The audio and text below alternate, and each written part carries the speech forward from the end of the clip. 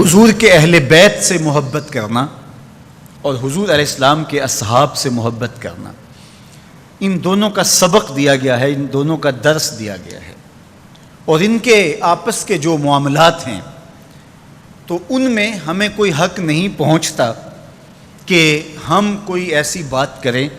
جس سے کسی کی کسر شان ہو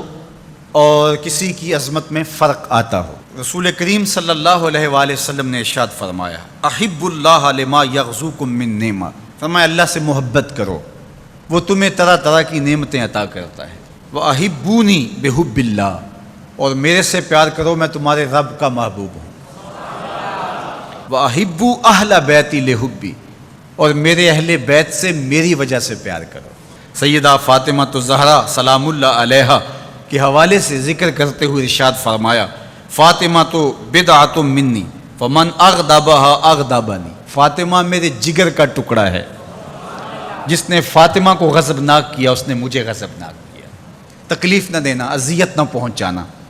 تمہارا طرز زندگی، تمہارا لہجہ، تمہاری گفتگو، تمہارا انداز حیات ان کے لیے اذیت کا سامان نہ بنے، وہ میرے لیے اذیت کا سامان بنے گا۔ یہ ہیں سیدہ طیبہ طاہرہ سیدہ فاطمہ تو زہرا۔ اقبال کہتا ہے، رشتہ آئین حق زنجیر پاس فرمانے جناب مصطفیٰ است، ورنہ گردے تربتش گردید میں سجدہ برخا کے اوپاشید میں۔ فاطمہ جو کام تو نے کر دکھایا ہے، اگر شریعت کی زنجیریں میرے پاؤں میں نہ ہوتی اور تیرے بابا کا حکم کہ اللہ کے علاوہ کسی اور کو سجدہ جائز نہیں، یہ مجھے ملحوظ نہ ہوتا تو میں کعبے کا طواف کرنے کی بجائے تیری قبر کا طواف کرتا، اور کعبے کی طرف سجدہ کرنے کی بجائے تیری قبر کی طرف رخ کر کے سجدہ کرتا، اس لیے کہ جو کام تو نے کر دکھایا ہے وہ تو نے ہی کر دکھایا ہے۔ نبی کے گھر کی ہے عظمت، نبی سے سنتے ہیں، علی کے گھر کی ہے عزت، علی سے سنتے ہیں، وہ جس نے معزز کیا گھرانے کو، حسین پال کے جس نے دیا زمانے کو۔ تو جس بھی زاویہ نظر سے دیکھو تو وہ انوکھی اور نرالی شان کی مالکہ ہیں۔ اللہ اکبر۔ حضرت ابو درداء رضی اللہ تعالیٰ عنہ فرماتے ہیں، کنت جالسا عند النبی صلی اللہ علیہ وآلہ وسلم، ہم حضور کی خدمت میں بیٹھے ہوئے تھے، ابو بکر رضی اللہ تعالیٰ عنہ یوں تشریف لائے کہ انہوں نے اپنی چادر کو ایک سمت سے پکڑا ہوا تھا۔ اب جب یہ آ رہے تھے تو حضور نے ارشاد فرمایا، یہ کسی سے بحث کر کے الجھ کے اس کا کوئی مسئلہ ہو گیا، یہ آ رہا ہے، تو کہا حضور میرا معاملہ یہ ہوا کہ حضرت عمر سے میری شکر رنجی ہو گئی اور میرے سے کوئی ایسی بات نکل گئی زبان سے کہ میں نے بعد میں سوچا کہ نہیں کہنی چاہیے تھی، میں نے معذرت کی لیکن انہوں نے میری معذرت قبول نہیں کی، تو میں وہاں سے اٹھا اور آپ کے پاس آ گیا۔ فقال یغفر اللہ لک یا ابا بکر ثلاثا، حضور نے فرمایا ابو بکر اللہ تجھے معاف کرے، یہ بات حضور نے 3 مرتبہ کہی۔ ثم ان عمر ندم، اچھا یہ تو کہہ کے حضور کی خدمت میں آ گئے، پھر حضرت عمر نے سوچا کہ ابو بکر ہیں اور جلیل القدر صحابی ہیں، تو اگر ان سے کوئی بات ہو بھی گئی تو انہوں نے معذرت کی،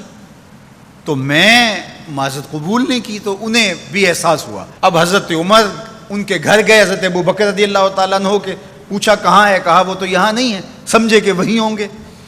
تو وہ بھی پیچھے آ گئے۔ فسلم، اور انہوں نے بھی آ کے سلام پیش کیا، حضور کے چہرے پہ جلال تھا۔ حضرت ابو بکر رضی اللہ تعالیٰ عنہ پریشان ہو گئے کہ حضرت عمر رضی اللہ تعالیٰ عنہ پہ کوئی عذاب نازل نہ ہو جائے، تو ان کے دل میں نرمی پیدا ہوئی، انہوں نے خود اپنی پنڈلیاں بچھا کے گھٹنوں کے بل کھڑے ہو کر کے ہاتھ جوڑ کے بندہ نواز کی بارگاہ میں عرض کیا، حضور میں نے ہی ان سے کچھ کہا تھا، تو 2 مرتبہ حضور کی خدمت میں انہوں نے عرض کی۔ حضور صحابہ سے مخاطب ہوئے، ان میں حضرت عمر بھی تھے، فرمایا میرے اللہ نے مجھے حق کے ساتھ مبعوث کیا، جب میں نے دین کا پیغام تمہیں دیا تو کوئی دلیل مانگنے لگا، کوئی انکار کرنے لگا، لیکن یہ ابو بکر تھے، جب میں نے ان کو کہا کہ میں اللہ کا رسول ہوں تو انہوں نے کہا جانو دل سے مانتا ہوں، انہوں نے کوئی دلیل بھی نہیں مانگی، فوراً تسلیم کر لیا۔ پھر حضور نے فرمایا اس سے اگر کچھ ہو بھی جائے، کوئی سخت جملہ نکل بھی جائے تو تم میری وجہ سے اسے چھوڑ نہیں سکتے، اس لیے کہ ابو بکر وہ ہیں کہ جب کسی نے نہیں مانا تھا اس نے اس وقت مجھے مانا تھا، اور نہ مال دیکھا، نہ جان دیکھی، نہ اولاد دیکھی، سب کچھ قربان کر دیا، تو آج اگر کوئی جملہ سخت زبان سے نکل گیا ہے تو میری وجہ سے بھلا تم اس کو چھوڑ نہیں سکتے ہو؟ تو میرے اور آپ کے آقا و مولا نے اہل بیت کے بارے میں بھی کہا کہ میری وجہ سے ان سے محبت کرو، اور اصحاب رسول کے حوالے سے بھی کہا کہ میری وجہ سے ان کے معاملوں سے صرف نظر کرو۔ تو صاحب کبھی بھی اپنے آپ کو ان ذوات اور ان ہستیوں کے مابین ہونے والے مشاجرات میں منصف بنا کر کے ترازو گاڑ کے نہ بیٹھ جانا، بلکہ دونوں کی عظمتوں کو سلام کرنا۔